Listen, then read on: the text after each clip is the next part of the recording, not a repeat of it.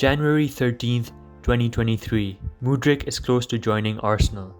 Arsenal fans are going crazy for Mudryk. Arsenal want Mudryk and are willing to break the bank for him. Mudryk wants Arsenal. May 2nd, 2023.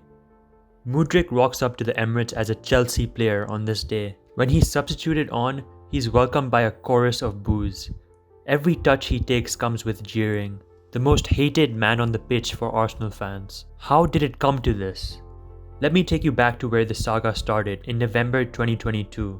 Mudryk likes a picture of himself in an Arsenal shirt on Instagram, which is captioned, "Arsenal are pushing to sign him today." So to Arsenal fans, this basically confirms he's an Arsenal player.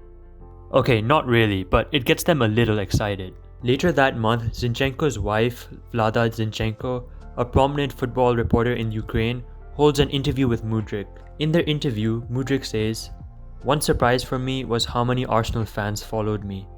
No other club's fans have interacted as much as them, telling me that they are waiting for me, saying come to us.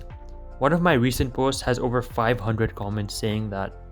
I check them in my score and know when they're playing so I can check on them. I watch them too. Arsenal are a very dynamic side. In general, not just in controlling possession but also in scoring goals." Well, if Arsenal fans weren't excited before, they're going crazy now. They're telling everyone Mudryk is the next Mbappe, even though they only found out about him a few weeks ago and have only seen him play through YouTube highlights, which to be fair were very impressive. Okay, maybe I'm speaking from experience. Fast forward to December and Mudryk drops the next hint.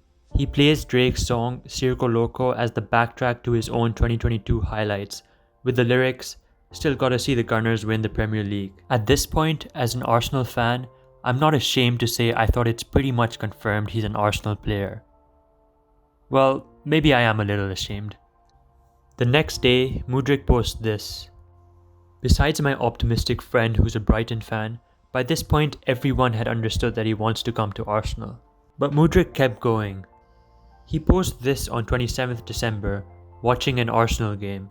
"You naughty, you teasing me, you naughty."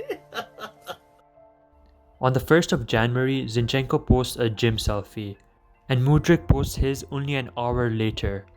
This guy was relentless. Over the next 2 days, Mudryk likes these posts. Need I say more?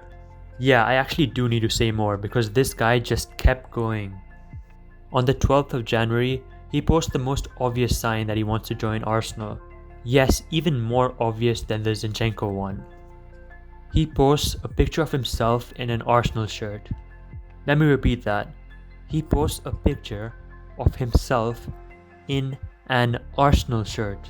To be specific, it's a picture of his cat watching a Welcome to Arsenal video, which is paused on him wearing an Arsenal shirt.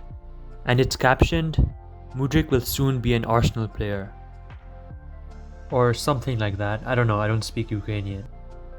January 13th, deadline day. After all of the anticipation, it's time for Mudryk to make the move. Mudryk posts this. In response to Arsenal's massive bid for him, Mudryk looks set to join Arsenal as everyone expected. They put in a very good-looking bid. It's time for Mudryk to make his dream move and for Arsenal fans to finally get the player they've been dreaming of for 2 months. What could go wrong? Why am I hyping this up like you don't know what happened next? The short version is that Chelsea step in and sign him by bidding the exact same price as Arsenal. I honestly did not know that before I decided to make this video. Okay, so after a little research, I can tell you why Chelsea got their man. In fact, I let the president of Shakhtar explain it. Talking about both bids, he says, overall, it was the same. If you look inside the fixed part and bonuses, it was completely different. Yes, we can talk about bonuses, but these bonuses should be more achievable and realistic, let's say.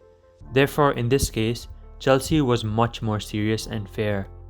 The interviewer proceeds to ask him, "Our information is that the Chelsea deal includes add-ons if they win the Premier League or Champions League.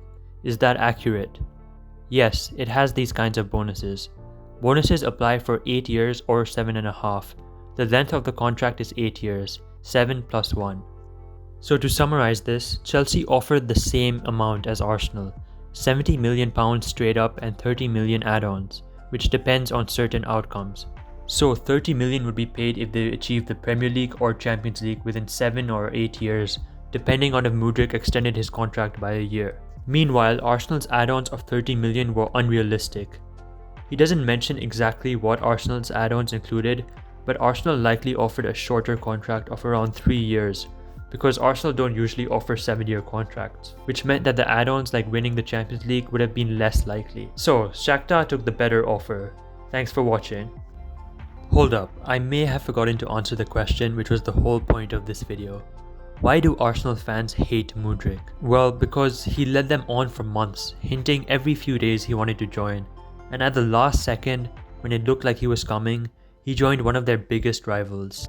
Even though this wasn't really Mudryk's fault, it hurt. Okay, now I can say thank you for watching. Please like and subscribe.